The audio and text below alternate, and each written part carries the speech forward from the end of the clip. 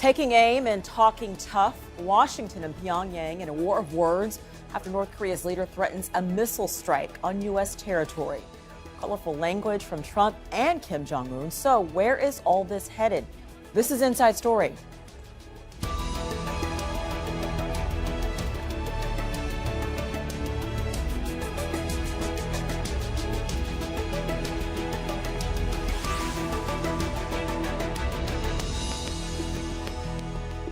Hello and welcome to the program. I'm Rochelle Carey. For years, the West has put up with North Korea's threats and colorful prose. But now the U.S. president is using similar language and the world is forced to take notice. All prompted by Kim Jong-un's plans for missile strikes on a tiny island in the Pacific, the U.S. territory of Guam. Donald Trump immediately warned of a fire and fury response, but says that might not have been tough enough. He's now telling Pyongyang it should be very nervous about doing anything to America or its allies. North Korea says sound dialogue with Trump is not possible and that its nuclear weapons of justice will mercilessly hammer the nuclear of tyranny. China, Pyongyang's closest ally, wants both sides to tone down the rhetoric and show strength. We have lots to discuss. First, though, this report from our correspondent Craig Leeson, who is gauging the mood in Guam. Perfect white beaches, tropical lagoons and gorgeous sunsets. Guam is every holidaymaker's dream destination, or at least it was. It's a game changer that this guy is actually, threatening to launch missiles our way. North Korea's threat to attack Guam with missiles has put this tiny island in the Marianas Archipelago on edge. And while the governor's security advisor is taking the threat seriously, he questions the motive behind North Korea publicly revealing its strike plans to send 4 missiles across Japan to a target 40 kilometers off Guam's coast. You never tell the enemy what you're going to do. So thank you for letting us know what you're going to do. We'll now prepare. So, it may be just a chess game here. Guam has been a military base for the US since before Japanese occupation during the Second World War. Residents are concerned about North Korea's warning, but few are leaving the island. They threaten us, bring it. The U.S. is strong. I'm pretty sure we got them. Per head of population, Guam has the highest number of military representatives in the United States Defense Forces. Guamanians are US citizens, although they don't have the right to vote. If Guam was not American soil, I believe that you can surmise that, in fact, it would not be the initial target. Which explains why US bases in the Philippines and Japan have not been targeted. Tourism hasn't yet been affected by the threat either. So far, arrivals for August are up 5%. Koreans and Japanese make up about 90% of visitor numbers, and there have been few cancellations. When you take a look at Japan and you take a look at Korea, they're so much closer to North Korea that, coming to Guam, we still have a little bit of time if they do decide to launch anything. About 1,065 seconds, according to North Korea's threat. North Korean state media reports that a plan for a missile attack against Guam will be ready for the leader, Kim Jong-un, within days. But South Korean intelligence says there's no indication the North is preparing for an attack, adding credence to the argument that this is just an attempt by Kim to force the US into talks. Craig Leeson, Al Jazeera, Guam.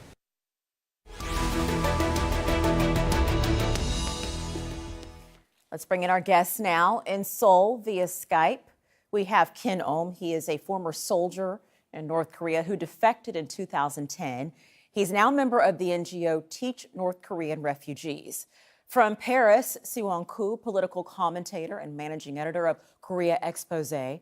Also in Seoul, Andrei Lankov, professor of Korean Studies at Kookmin University. Welcome to all of you. So, U.S. President Donald Trump has started the morning on Twitter, particularly with more, I guess you could characterize them as threats. I want to read the tweet that he posted this morning. It says, military solutions are now fully in place, locked and loaded, should North Korea act unwisely. Hopefully, Kim Jong-un will find another path.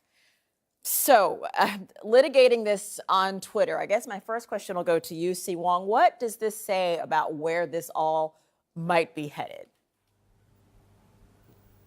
Well, I don't think anybody really has a crystal ball at the moment, but I think we have seen wide consensus among experts that this indeed is a war of words and nothing else.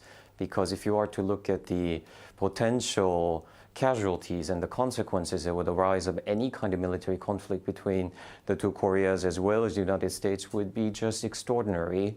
And of course, Seoul has perhaps the most to lose from this potential conflict, with its capital being very closely located to the border with North Korea. So I think everybody is urging caution behind the scene. But then again, war is a kind of thing that no one can truly predict.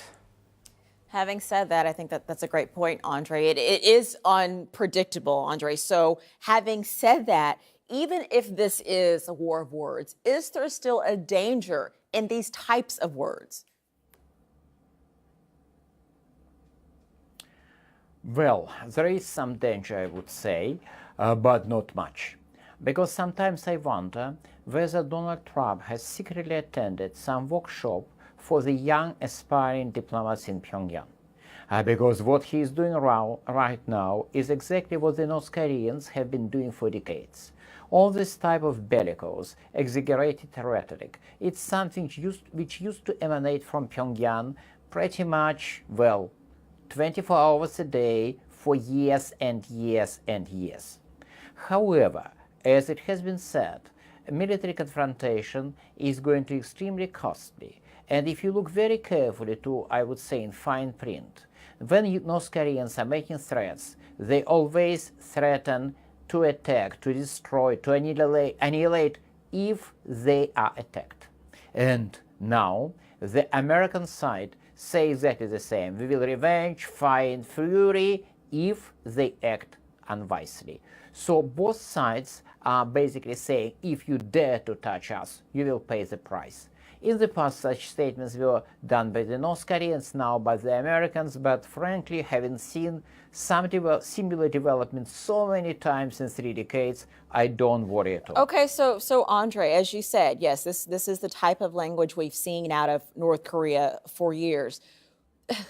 Is there anything productive about the U.S. president now using the same type of language?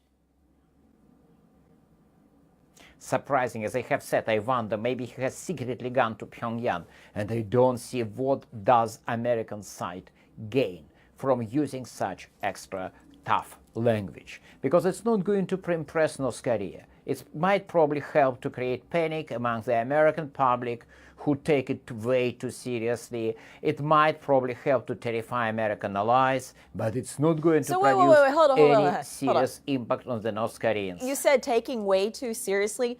Tweeting about nuclear war, can you really take that too seriously? But because they don't mean nuclear war. They are talking about nuclear war, but they have not the slightest idea to start it. Not the slightest intention. And even if you look at all kinds of military movement, nothing indicates anything unusual in and around Korea. But it's not basically the most important thing. Do you know that, for example, roughly every second year, North Koreans promise that in near future they will make Seoul into a sea of fire?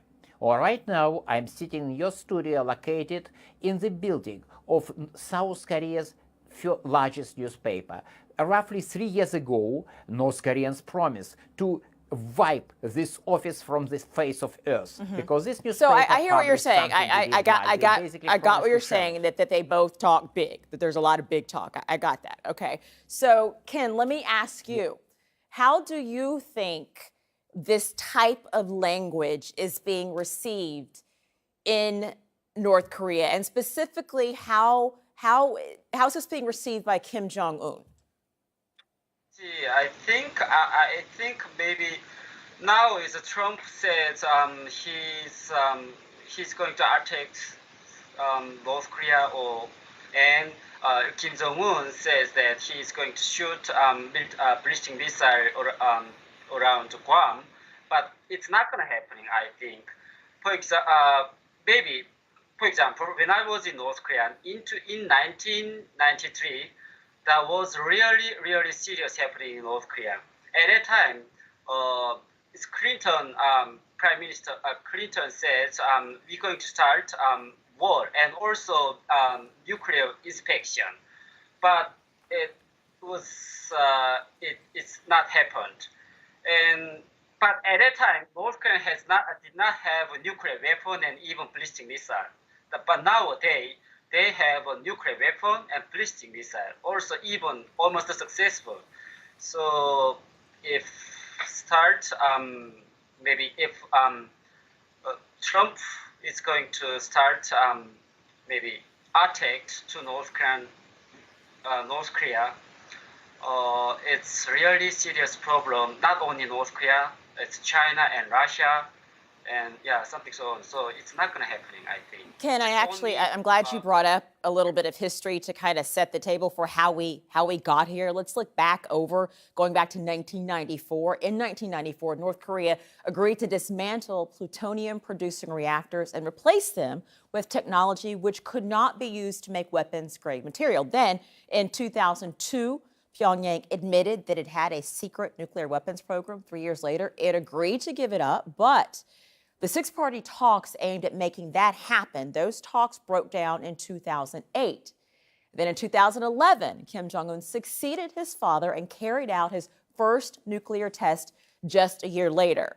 Then this year, North Korea has fired 18 test missiles, including 2 intercontinental ballistic missiles. So, Siwang, I want to ask you, was there an opportunity lost over these years when back in 1999 it seemed that the Clinton administration was very, very close to sort of reining in North Korea, and then the Bush administration took a completely different tack, basically isolating them? Do you think that was a missed opportunity? Well, it was certainly a missed opportunity precisely because from the perspective of North Korea, America did not follow through on its bargain. If you actually want to look back on the history, what happened during the six-party talks in the 2000s, there was a general agreement that the nations would agree to fund the construction of a light water nuclear reactor in North Korea for peaceful use. And in return, North Korea would give up its ambition to build a nuclear arsenal. And then what came was actually a series of financial sanctions by Washington, which essentially turned North Korea away from the negotiation table, and it kind of got us to where we are today. And in South Korea, over the last 9 years, we had conservative administrations that had no interest in reopening negotiation. And just as we have a new liberal president taking power, showing intention to perhaps return to the negotiation table and try to bring North Korea to dialogue, and now we have this war of words happening. So certainly we can say that there has been missed opportunities. Ken, does Kim Jong-un have any motivation, any incentive to get to the table to actually have negotiations? Yeah, I agree with. I agree. I think Kim Jong-un wants to negotiate between USA and North Korea. That's why he make nuclear weapon and ballistic missile. That's the first reason. But another reason, he wants to control the North Korean civilians by this military action, because North Korea now is really bad economic situation and many bad happening in now. For example, when I was in North Korea, I felt very proud when the regime tested ballistic missile and nuclear weapon. So he attempted to control North Korean civilians. It's North Korean civilian. Kim Jong-un is really nervous. North Korean civilians know what's happening outside the world. Ken, let me ask you about that. What do you think the average North Korean knows about what's actually happening? Happening for this situation? Yes.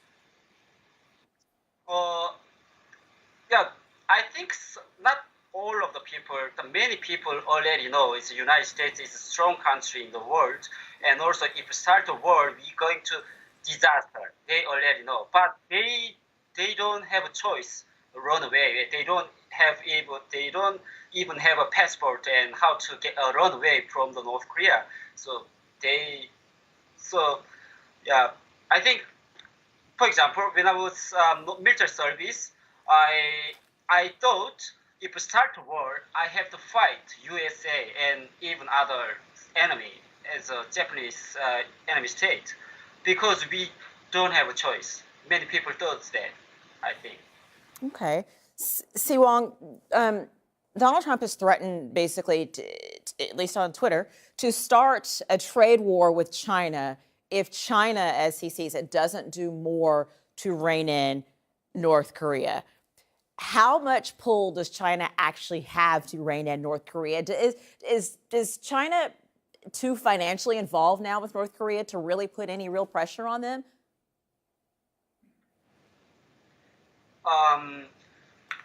Because China, according to Korean statistical data, there are North Korean trade, total trade, I don't know how to say, total trade dollar. It's about almost 91% of trade between China, which means North Korea only have business between China.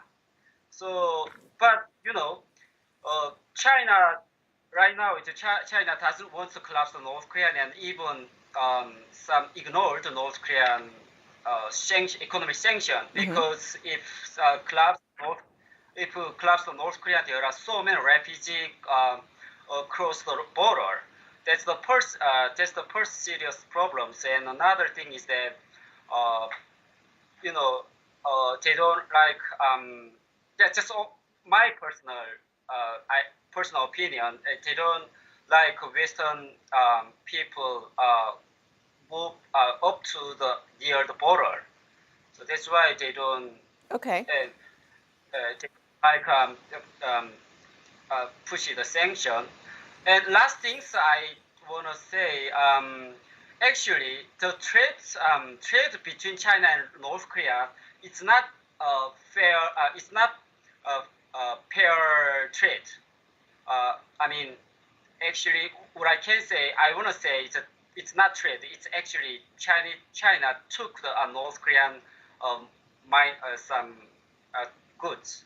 Okay. It's not equal. So Siwong, let me bring you into this. Do you think that China has the pull, the motivation, the incentive to try to rein in North Korea? Because that's kind of the place we always go with this conversation is, get China to make North Korea do X, Y, and Z. Is that realistic? It hasn't worked so far. Well, that's certainly the perception that has been spread by the American administration, and you have heard it from other experts in the past as well. But if you actually look at the situation between China and North Korea, while China may not have anything to lose financially from stopping its patronage of the North Korean state, it certainly has a lot to lose, as Mr. Ken just said, if North Korea were to collapse. And the other thing that China doesn't really want is how, let's look at it this way. China has actually tried to put pressure on North Korea in the past through various means, and has it actually led to a viable outcome? And many people think that it's because China really hasn't tried hard enough. But if you were to listen to the Chinese experts, they will tell you that, in fact, North Korea is this very interesting state that even though it is very small, and it is isolated, it is one that is not willing to listen to the opinion of anyone, even if it's of China that is its greatest patron. Okay. Andre, you would think that Russia's proximity to North Korea would have them perhaps be a little more forceful in this international dialogue about what they're doing with weapons. But Russia's been relatively silent. Why is that? Because Russia's interest in North Korea are not that large. It will suffice to say that, Chinese trade with North Korea is roughly $6 billion a year. Russia's trade is roughly $80 million a year. That is actually more than 70 times difference. for Russia, it's not widely understood, North Korea is a rather marginal issue. Russian interests are the same essentially as interests of China. Like China, Russia would like to keep status quo. It's not happy about North Korean nuclear program, but it would prefer to deal with a nuclear North Korea rather than with a collapsing, disintegrating North Korea. So let me ask you However, this, though. Let me ask Russia basically follows China. Let me ask you, does Russia benefit in any way from the U.S. being a little off balance as it pertains to North Korea? Does Russia benefit in any way from this tension between North Korea and the U.S.? Maybe it was fun to watch for people in the Kremlin, but Russia has not benefited because in the end of the day, Russia wants stability and status quo. It doesn't want any change in the region, first. And Russia, being a nuclear country, a member of exclusive, highly privileged club of legally recognized nuclear powers, doesn't want proliferation. So Russia is not happy, but stakes are not high. Si-Wong, does North Korea have the right to defend and protect and arm itself as any other country does? Well, that is a very interesting point, and I'm very glad that you bring it up because, in fact, if you were to look at the international news coverage of North Korea, there seems to be this perception that North Korea must be stopped from developing its arsenal no matter what. But the fact of the matter is, North Korean regime may be an evil one, but it is a sovereign country, one that is entitled to have a weapons program. It will certainly not be the only country to have nuclear arms. So there is a lot of fuss being made about this progress in the nuclear or the arms program that North Korea has been conducting for some time. Everybody has known North Korea has been very determined to invest in this, and everybody knew that North Korea would make progress. So it is actually quite interesting that we are all sitting here discussing what's going to happen next, when in fact what has happened, the launch of intercontinental ballistic missiles and other threats to the region, these are things that we all could have predicted from many years ago. So that's an interesting thing to think about, actually. Ken, what do you think motivates Kim Jong-un? How would you characterize him as a leader? I think Kim Jong-un wants to succeed nuclear weapon at ICBM, and also he, as I mentioned earlier, he wants to make a negotiation between US and North Korea, and he controlled the North Korean civilians. First of all, I think he wants to release the North Korean economic sanction by the USA and UN. So yeah, that's the reason. That's the first reason. The other reason, as I mentioned, he extremely. I think Kim Jong-un is really is extremely nervous North Korean defectors. What is different thing is between Kim Jong-un and Kim Jong-il is Kim Jong-il didn't care about the North Korean defector. I think around 1994 and 1996, but now Kim Jong-un is really nervous about the North Korean defector because there are, it's more than 30,000 North Korean defectors in South Korea. Those people are testimony about North Korean bad happening in the world, even in front of UN. So he wants to avoid those testimony and to sticky North Korean civilians who live in North Korea. That's the aim for Kim Jong-un, I think. Okay, and Ken, you will have the final word on this discussion, but certainly the discussion will continue, and we will call on all of you again for this. So thank you very much for joining us. We appreciate it. Thanks to Ken Ohm, Andrei Lenkov, and Si-Wong Koo, and thank you for watching as well. You can watch the program again anytime. If you visit our website, aljazeera.com. For further discussion, go to our Facebook page. That's facebook.com/AJ Inside Story. You can also join the conversation on Twitter. Our handle is @AJ Inside Story. From me, Rochelle Carey, and the entire team. Bye for now.